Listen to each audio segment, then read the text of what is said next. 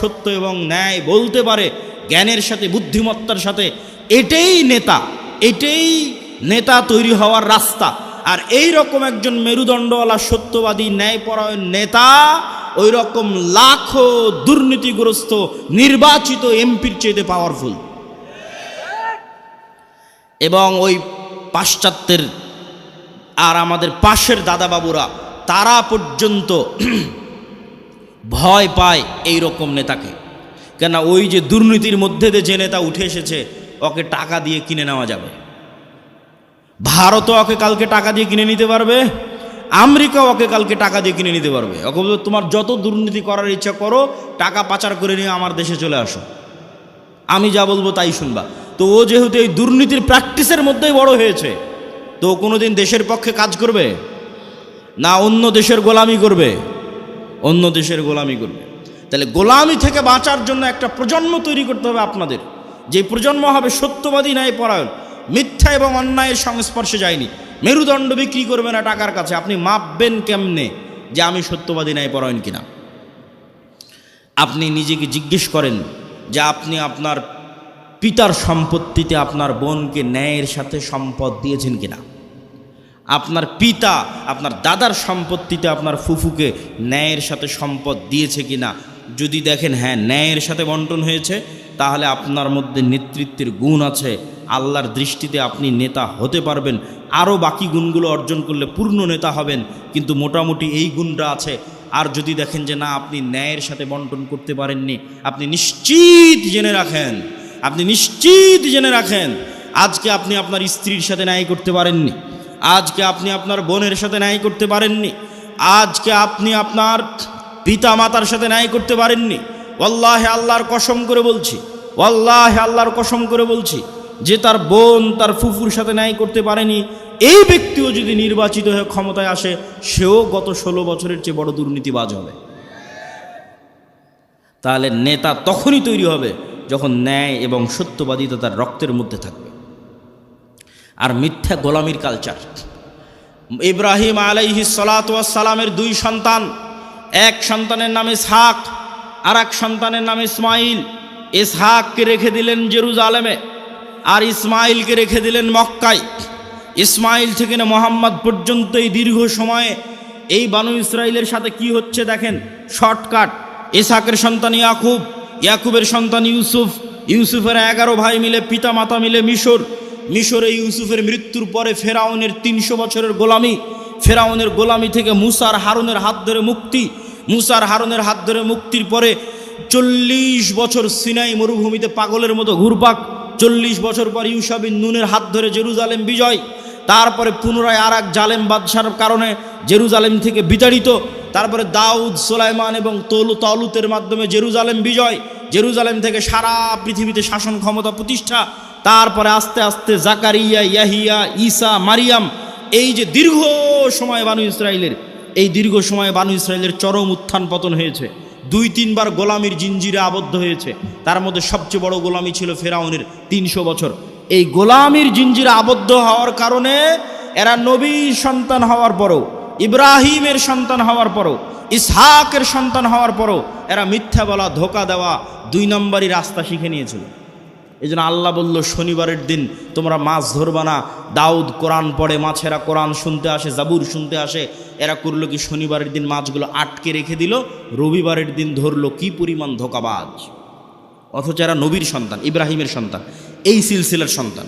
আর এইদিকে এই যে ইসমাইল থেকে মোহাম্মদ পর্যন্ত এই লম্বা সময়, সেম টাইম, এই লম্বা সময়ে মক্কায় কোনো নদী নাই, মক্কায় কোনো ফসল উৎপাদন হয় না, মক্কা কোনো বড় ব্যবসায়িক কেন্দ্র নয়, মক্কা কোনো বড় রাজনৈতিক কেন্দ্র নয়। ফলত বিশ্বের কোনো পরাশক্তি, না রোমান না পারস্য, কেউ মক্কা দখল করেনি। মক্কা দখল করে কেউ কোনোদিন ইসমাইলের সন্তানদের গোলাম বানায়নি। ফলত ইসমাইল থেকে মোহাম্মদ পর্যন্ত ইসমাইলের সন্তানেরা শিরকে লিপ্ত হলেও 2 নম্বরই দুর্নীতি, জুয়াচুরি, ধোকা, এই রাস্তাগুলো থেকে অনেক অনেক দূরে ছিল। এর 2-1টা উদাহরণ আপনি দেখতে পাবেন। Abdul Muttalib, Abu Taleb, Abu Sufian. Abdul Muttalib Mohammad ইসলামের দাদা, ইনি মুশরিক, কিন্তু আব্দুল মুত্তালিবের হিস্ট্রিতে কেউ দেখাতে পারবে না যে ও মিথ্যুক, মানুষের সম্পদ মারে নাই, 2 নম্বরই করে ধোকাবাজি করে, এটা দেখাতে পারবে না। আবু তালেব মুহাম্মদ সাল্লাল্লাহু আলাইহি ওয়াসাল্লামের চাচা, মৃত্যু পর্যন্ত ইসলাম গ্রহণ করেনি আল্লাহর নবী এতবার বলার পরেও, কিন্তু আবু তালেব সত্যবাদী ছিল, ন্যায়পরায়ণ ছিল, মানুষকে ধোকা দিয়ে, মানুষের টাকা নিয়ে মেরে খাওয়া, জুয়ার চুরি, ধোকাবাজি এগুলো বুঝতো না। এই জন্য আল্লাহর নবী বলে গেছে, আল আইম্মাতু মিন কুরাইশ, মক্কা বিজয়ের পর প্রায় সব কুরাইশ ইসলাম গ্রহণ করে নিয়েছিল। সব মক্কা বিজয়ের আগ পর্যন্ত তারা কাফের থাকতে পারে, আল্লাহ নবীর সাথে যুদ্ধ, মারামারি সব কিছু করেছে, কিন্তু মক্কা বিজয়ের পর প্রায় সব কুরাইশ ইসলাম গ্রহণ করে নিয়েছে। আল্লাহ নবী বলেন, আল আইম্মাতু মিন কুরাইশ, আমার উম্মতে যতদিন নেতা হবে, খলিফা হবে, কুরাইশ বংশ থেকে হবে, ইসমাইলের সন্তান থেকে হবে। আবু বকর কুরাইশ বংশের, ওমর কুরাইশ বংশের, ওসমান কুরাইশ বংশের, আলী কুরাইশ বংশের, সব ইব্রাহিমের সন্তান, ইসমাইলের সন্তান। সম্মানিত উপস্থিতি, কি বুঝালাম এটার থেকে? গোলামি মে বদল জাতি হে কওমো কা জমির, গোলামি করলে জাতির চরিত্র চেঞ্জ হয়ে যায়। আমরা যে 190 বছর ব্রিটিশের গোলামি করেছি এবং আমাদের স্বভাব চরিত্র চেঞ্জ হয়ে গেছে, তার একটা আলামত আমি নিজে ইউরোপ সফর করতে গিয়ে পেয়েছি, চাক্ষুষ একটা আলামত বলি। আমি মনে করতাম সারা পৃথিবী ইংরেজি ভাষা দিয়ে চলে। আমাকে যেহেতু কেউ কোনোদিন এই ভুলটা ভেঙে দেয়নি, আমি যেহেতু নিজে প্র্যাকটিক্যালি আমার এই ভুল ধরা পড়েছে, ফলত আমার রিয়েলাইজেশন অনেক গভীর। তা আমি মনে করতাম সারা পৃথিবী ইংরেজি দিয়ে চলে। ইংল্যান্ডেও থাকলাম প্রায় 1 বছর। এই ইংল্যান্ডে থাকা অবস্থায় যখন ফ্রান্স গেলাম, স্পেন গেলাম, ইতালি গেলাম, স্পেনের যখন কর্ডোভা, গ্রানাডায় যাওয়ার জন্য যে বিমানবন্দরে নামলাম, ওই বিমানবন্দরে নেমে এক্সিট লেখাটা আমি ইংরেজিতে খুঁজে পাচ্ছিলাম না। ইংরেজি ভাষার এত অনুপস্থিতি যে বাহিরে যে বের হব, কোন রাস্তা দিয়ে বের হব, কোথায় এক্সিট, কিছু খুঁজে পায় না, সব স্প্যানিশ ল্যাঙ্গুয়েজ। যারা এয়ারপোর্টে দায়িত্ব পালন করছে, ওদের সাথে গিয়ে যে ইংরেজিতে কথা বলবো, ওরাও ইংরেজি বোঝে না। আরে অন্তত এয়ারপোর্টে দায়িত্বশীল তো ইংরেজি বুঝবে। এত উন্নত রাষ্ট্র স্পেন, এত উন্নত রাষ্ট্র ফ্রান্স, এত উন্নত রাষ্ট্র ইতালি, ইংরেজি জানে না। আমার তো মাথায় ঘুরে গেল, কেন ইংরেজি জানে না? তখন আমি রিয়ালাইজ করলাম, আমার মদিনা ইসলামী বিশ্ববিদ্যালয়ের বন্ধু, বাড়ি আফ্রিকা, ও বলতো আর ভাষা ফরাসি। আমি তখন এটা না অত গভীর চিন্তা করিনি যে ওর ভাষা ফরাসি কেন। ফ্রান্সে যখন গেলাম, দেখি ফ্রান্সে সব আফ্রিকান মুসলমান। ফ্রান্সে ভারত পাকিস্তানের মুসলমান কম, আফ্রিকার মুসলমান বেশি। ইংল্যান্ডে আবার ভারত পাকিস্তানের মুসলমান বেশি, আফ্রিকার মুসলমান কম। তখন সব রহস্য ভেদ হয়ে গেল যে ওর ভাষা কেন ফরাসি আর আমার কাছে কেন ইংরেজির এত গুরুত্ব, জন্মগত কেমনে অটোমেটিক। সবাই আমাদের দেশের মানুষ জানে যে ইংরেজি অনেক গুরুত্বপূর্ণ ভাষা, অথচ ইউরোপের অধিকাংশ দেশ ইংরেজির কোনো ভ্যালুই নাই, দামই নাই। ওরা এতটা অহংকারী, ফ্রান্স, ইতালি, স্পেন, জার্মান এতটা অহংকারী, ওরা ইংরেজি শিখবেই না। তাহলে আমি কেমনে জন্মগত মেনে বুঝে নিলাম যে ইংরেজি গুরুত্বপূর্ণ? এটাই 200 বছর যে আমরা ব্রিটিশের গোলামি করেছি, গোলামি মে বদল জাতি হে কওমো কা জমির, আমরা নিজের অজান্তেই ওর গোলামির প্রভাব বহন করতেছি। আমি আব্দুল্লাহ নিজের অজান্তেই, আমার পূর্বপুরুষ 190 বছর ব্রিটিশের গোলাম ছিল, তার প্রভাব আমি আমার অজান্তে বহন করতেছি। আর আমার ওই বন্ধু যে আফ্রিকায় বাড়ি, ও ওর অজান্তে ইউরোপীয় উপনিবেশের গোলামির চিহ্ন বহন করতেছে। ঠিক এই যে আপনি দেখতেছেন মুসলমানরা মারামারি, কাটাকাটি, এই যে গণতন্ত্রের কালচার টিকিয়ে রাখা আছে, যেন এখানে আর সুদের কালচার টিকিয়ে রাখা আছে, যেন একটা মুসলমান নেতা সত্যবাদী, ন্যায়পরায়ণ বের হয়ে আসতে না পারে, সব যেন মিথ্যুক আর দুর্নীতিবাজ বের হয়। এই জন্যই গণতন্ত্র দিয়ে রাখা আছে, এই জন্যই সুদী ব্যবস্থা দিয়ে রাখা আছে। কেননা এই কালচারের মধ্যে থাকলেও মিথ্যুক দুর্নীতিবাজ হবে।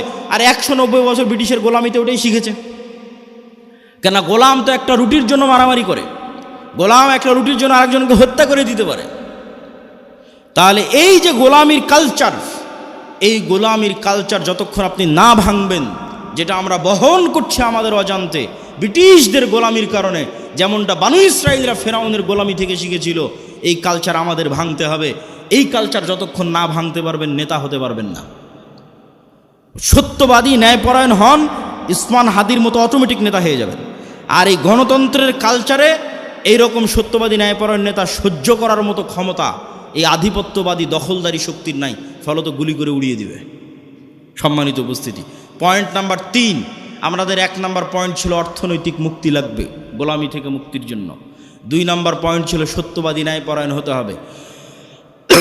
পয়েন্ট নাম্বার 3, ঈমান বিল গায়েব এবং গায়েবী মদদ। একটা মূলনীতি আজকে এখান থেকে মুখস্থ করে যান, আল্লাহর আসমানি সাহায্য ছাড়া ইসলাম এবং মুসলমানদের বিজয় অসম্ভব, ফুল স্টপ। দুনিয়াবি শক্তি দিয়ে ইসলাম এবং মুসলমানদের বিজয় অতীতে কোনোদিন হয়নি, ভবিষ্যতে কোনোদিন হবে না, ফুল স্টপ। নবীদের হয়নি, আমার আপনার হবে না। মুসা দুনিয়ার শক্তি দিয়ে বিজয় লাভ করেনি, ইউশা বিন নুন দুনিয়ার শক্তি দিয়ে বিজয় লাভ করেনি, দাউদ সুলাইমান দুনিয়ার শক্তি দিয়ে বিজয় লাভ করেনি। মুহাম্মদ সাল্লাল্লাহু আলাইহি সাল্লাম বদরে, উহুদে, খন্দকে, বদরে মক্কার কাফের মুশরিক 1000, মুহাম্মদ সাল্লাল্লাহু আলাইহি সাল্লাম 300, উহুদে মক্কার কাফের মুশরিক 2000, মুহাম্মদ সাল্লাল্লাহু আলাইহি সাল্লাম 700, খন্দকে মুহাম্মদ সাল্লাল্লাহু আলাইহি সাল্লাম 700 থেকে 1000। আর মক্কার কাফের মুশরিক শুধু নয়, সারা আরবের কাফের মুশরিক একত্রিত হয়েছে 10,000। খন্দকের যুদ্ধে কোনো দুনিয়াবি শক্তি নাই যা মুহাম্মদ সাল্লাল্লাহু আলাইহি সাল্লামকে জয় লাভ করাতে পারে। এত অসম যুদ্ধ পৃথিবীতে হয় না, কিন্তু এই প্রত্যেকটা যুদ্ধে মুহাম্মদ সাল্লাল্লাহু আলাইহি সাল্লাম জয় লাভ করেছে দুনিয়াবি শক্তিতে না কার সাহায্যে? আল্লাহর সাহায্যে। আর একটা যুদ্ধে সাহাবীরা মনে করেছিল যে আজকে আমরা দুনিয়ার শক্তি দিয়ে জিতব, ওই যুদ্ধের নাম হুনাইন। মক্কা বিজয়ের পরে এই যুদ্ধ হয়েছিল। মক্কা বিজয় যখন সব মুসলমান হয়ে গেছে, 12,000 সাহাবী হুনাইনের যুদ্ধে। আল্লাহর নবী নিজে চোখে কোনোদিন দেখেইনি, তার পিছে 12,000 মানুষ দাঁড়িয়ে আছে। সাহাবীরা কোনোদিন দেখেনি 12,000-এর জামাত। 300 জন নিয়ে যুদ্ধ করেছে, 700 নিয়ে যুদ্ধ করেছে, 1000 নিয়ে যুদ্ধ করেছে, আজকে হুনাইনে 12,000।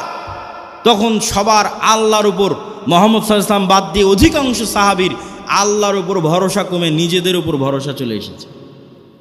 যে আজকে হাই কনফিডেন্স, মক্কা বিজয় করেছি আর এখন হুনাইনের যুদ্ধ আমাদের পরাজিত করে কে? আর হুনাইনের যুদ্ধ শুরু হওয়ার আধা ঘন্টা পার হয়নি, 1 ঘন্টা পার হয়নি, সব দৌড়ে দৌড়ে পালাচ্ছে। তাহলে নবীর জীবদ্দশায় দুনিয়ার শক্তিশালী হওয়ার পরেও বিজয় হচ্ছে না পরাজয় হচ্ছে? একটু জোরে বলেন তো, জয় হচ্ছে না পরাজয় হচ্ছে? নবীর জীবদ্দশায় দুনিয়ার শক্তিতে বিজয় হচ্ছে না। কার সাহায্য লাগে বিজয়ের জন্য? আল্লাহর সাহায্য লাগে। এই আল্লাহর সাহায্য পাওয়ার সিক্রেট যতদিন না জানবেন, আর এই সিক্রেট যতদিন বাস্তবে প্রয়োগ না করবেন, ততদিন দুনিয়ার রাস্তা দিয়ে আপনি যতই চেষ্টা করেন আপনার বিজয় হবে না। এটা নিশ্চিত জেনে রাখেন। আপনার ভরসা দুনিয়ার উপর দেখেই তো আপনি চেষ্টা করতেছেন যে হ্যাঁ, মন্দিরগুলো পাহারা দিয়ে যদি ভোট পাওয়া যায়। মন্দির পাহারা কেন? আপনি যদি প্রত্যেকটা হিন্দুকে একটা করে মন্দির বানিয়ে দেন, দিয়ে যদি মনে করেন দুনিয়ার শক্তি দিয়ে ইসলামকে বিজয় করবেন, আপনার ব্যক্তি স্বার্থ আদায় হতে পারে। দুনিয়ার শক্তি দিয়ে ইসলাম বিজয় হয় না, হয়নি, কিয়ামত পর্যন্ত হবে না। তাহলে ইসলাম বিজয় হবে কোনটা? যেটাতে আল্লাহর সাহায্য আসবে। আল্লাহর সাহায্য পাওয়ার শর্ত পূরণ করেন, ইসলাম বিজয় হবে। আর আল্লাহর শর্ত পাওয়ার সাহায্য পূরণ করবেন না, আল্লাহর ঠেকা পড়েছে, আপনাকে দিয়ে ইসলামকে বিজয় করতে হবে। আল্লাহ বলেছে, ইউরিদুনা লিইউতফিউ নূরাল্লাহ ওয়াল্লাহু মুতিম্মু নূরিহি ওয়ালাউ কারিহাল কাফিরুন। ইসলাম আল্লাহর নূর, আর এই নূর সারা পৃথিবীতে বিজয়ী হবে, এটা আল্লাহর ওয়াদা। বলেন আল্লাহু আকবার।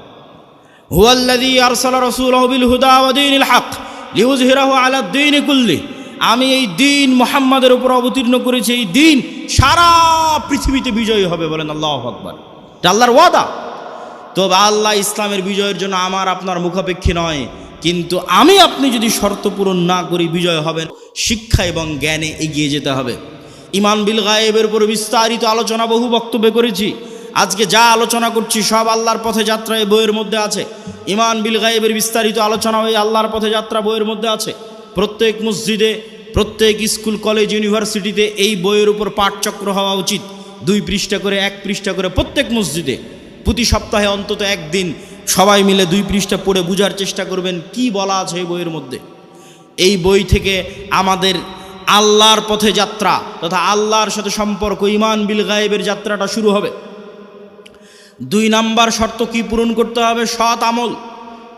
দেখেন মুহাম্মদ সাল্লাল্লাহু আলাইহি ওয়াসাল্লাম বদরের যুদ্ধের দিন এত লম্বা সালাত, এত লম্বা দোয়া, এত লম্বা রাতের সালাত, যা আবু বকর রাদিয়াল্লাহু তাআলা আনহু পর্যন্ত ক্লান্ত হয়ে গেছে। আল্লাহর নবী, আপনি নবী, আপনার এত রাতের সালাতের প্রয়োজন।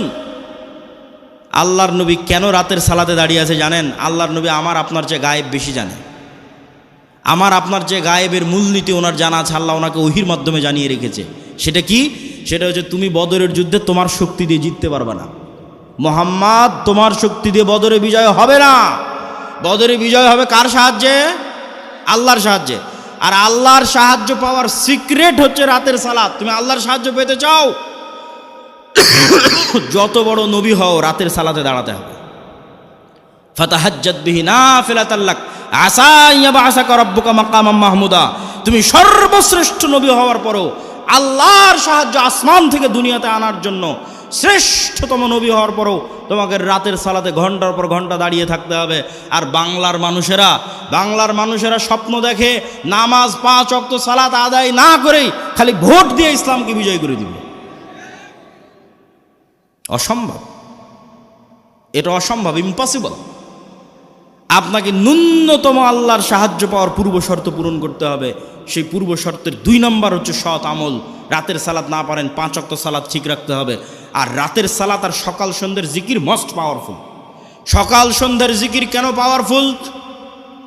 মুসা আলাইহিস সালাতু ওয়াস সালাম ফেরাউনের উপর বিজয় লাভ করবেন, অথচ মুসা আলাইহিস সালাম আমার এবং আপনার চেয়ে দুর্বল। মুসা আলাইহিস সালামকে আল্লাহ বলছে, যাও ফেরাউনের কাছে, ওয়ালা তানিয়া ফি যিকরি, সব সময় আমাকে স্মরণে রাখবা, জিকির ভুলবা না। জিকির না করলে তুমি জিততে পারবে না। জাকারিয়া আলাইহিস সালাতু ওয়াস সালাম আল্লাহর কাছে সন্তান চাইলেন, আল্লাহ বললেন সন্তান হবে। বন্ধা স্ত্রী, বার্ধক্য বয়স, কেমনে সন্তান হবে? আল্লাহ আলামত বলেন। আল্লাহ বললেন সকাল সন্ধ্যা জিকির করো, সন্তান হবে। সকাল সন্ধ্যা জিকির পৃথিবীর এমন বড় সিক্রেট, যা দিয়ে পৃথিবীর এমন কোনো অসম্ভব নয়, যা সম্ভব করা সম্ভব নয়। মুসা যদি ফেরাউনকে পরাজিত করতে পারে, এই অসম্ভব যদি সম্ভব হয়ে যেতে পারে, জাকেরিয়াকে যদি আল্লাহ সন্তান দিয়ে দিতে পারে, তো সকাল সন্ধ্যার জিকির দিয়ে পৃথিবীর সব অসম্ভবকে সম্ভব করা যাবে। কেননা আপনার এই ইয়াকিন থাকতে হবে, ইউসাব্বিহু লিল্লাহি মা ফিস সামাওয়াতি ওয়া মা ফিল আরজ, আসমান জমিন এবং তার মধ্যে যা কিছু আছে, জীব জন্তু, জড়বস্তু, জড় পদার্থ, কীট পতঙ্গ, এই টিস্যু, এই বই, মাইক, মোবাইল, এই কাঠের ডায়াস, এই ক্যামেরা, যা দেখতে পাচ্ছি, এরা এখনও 24 ঘন্টা আল্লাহর তাসবিহ পাঠ করতেছে। বলেন আল্লাহু আকবার। এটা গায়েব। এই গায়েবের মূলনীতি আল্লাহ কোরআনে দিয়ে দিয়েছে, যে তোমরা তো গায়েব জানো না, তোমাদেরকে জানিয়ে দিচ্ছি। এরা সবাই তাসবিহ পাঠ করতেছে। তাহলে আপনিও যখন সকাল সন্ধ্যার জিকির করবেন, এরাও আপনার সেই তাসবিহ বুঝবে। সুলাইমান আলাইহিস সালামেরটা বুঝতো, সুলাইমান আলাইহিস সালাম ওদেরটাও বুঝতো। এরা পরস্পর, আমি যদি সুবহানাল্লাহি ওয়া বিহামদিহি সুবহানাল্লাহিল আযীম বলি, এগুলো সব কিয়ামতের মাঠে সাক্ষী দিবে। এরা শুনছে, কিয়ামতের মাঠে সাক্ষী দিবে। বলেন আল্লাহু আকবার। মুয়াজ্জিনের আজান যত দূর পর্যন্ত যাবে, এই প্রত্যেকটা জীবজন্তু, কীট পতঙ্গ, জড়বস্তু, জড় পদার্থ, এরা শুনে, এরা নিজেরা তাসবিহ পড়ে, এরা মানুষের তাসবিহ শুনে। মুয়াজ্জিনের আজান যত দূর পর্যন্ত যাবে, পৃথিবীর প্রত্যেকটা ধূলিকণা বালিকণা কিয়ামতের মাঠে মুয়াজ্জিনের পক্ষে সাক্ষ্য দিবে। বলেন আল্লাহু আকবার। এই জন্য জিকির মোস্ট পাওয়ারফুল, সবচেয়ে পাওয়ারফুল। আল্লাহ আসমান জমিন সৃষ্টি করেছেন আওয়াজ দিয়ে, আল্লাহ আসমান জমিন ধ্বংস করবেন আওয়াজ দিয়ে। পৃথিবীর প্রত্যেক জীবজন্তু, জড়বস্তু, জড়পদার্থ সবসময় আওয়াজ বের করতেছে, আল্লাহর তাসবিহ পাঠে আওয়াজ বের করতেছে। সব ফেরেশতা সবসময় আল্লাহর তাসবিহ পাঠে আওয়াজ বের করতেছে। আওয়াজ সবচেয়ে মোস্ট পাওয়ারফুল। এই জন্য মুসলমানদের মোজেজা মুসা আলাইহিস সালাতু ওয়াস সালাম, মুহাম্মদ সাল্লাল্লাহু আলাইহি ওয়াসাল্লামের মোজেজা মুসা আলাইহিস সালামের লাঠির চেয়ে, ঈসা আলাইহিস সালামের মৃত্যুকে জীবিত করার চেয়ে বেশি পাওয়ারফুল। কেন? মুহাম্মদ সাল্লাল্লাহু আলাইহি ওয়াসাল্লামের মোজেজা কোরআন, সরাসরি আল্লাহর আওয়াজ। বলেন আল্লাহু আকবার। কোরআন পড়ে কে, বুঝে কে, জানে কে, শিখে কে? কোরআনের মধ্যেই মুসলমানদের মুক্তির রাস্তা আছে, গোলামি থেকে মুক্তির রাস্তা আছে। সম্মানিত উপস্থিতি, আমরা বক্তব্য দীর্ঘায়িত করব না, রাত গভীর করার পূর্বেই বক্তব্য শেষ করে দিব। তাহলে আমরা আমাদের পূর্ব শর্ত, যা গায়েবী মদদ পাবো, 1 নম্বর শর্ত ঈমান বিল গায়বি ইয়াকিন থাকতে হবে। 2 নম্বর শর্ত সৎ আমল থাকতে হবে। সৎ আমলের 2টা আমল খুব পাওয়ারফুল, একটা রাতের সালাত, একটা সকাল সন্ধ্যের জিকির। সব অসম্ভবকে সম্ভব করা সম্ভব এই 2টা দিয়ে। 3 নম্বর হচ্ছে শিক্ষা এবং জ্ঞান। আল্লাহ পৃথিবী যেই মূলনীতির উপর তৈরি করেছে, এই মূলনীতি আল্লাহ ভাঙে না, খুব কম সময় ভাঙে। আগুনের মধ্যে যদি সবচেয়ে বড় পরহেজগার মানুষকে নিক্ষেপ করা হয়, আগুন জ্বালিয়ে দিবে। এভাবে আগুনকে ডেভেলপ করা আছে। ইব্রাহিমের ক্ষেত্রে আল্লাহ রুল ব্রেক করেছে, সবার ক্ষেত্রে করবে না। ওই যে সূরা বুরুজের দেখেন, পুরো একটা জাতিকে আগুনে নিক্ষেপ করে দেওয়া হয়েছে, সবাইকে আগুন পুড়িয়ে দিয়েছে। সূরা বুরুজের ঘটনা।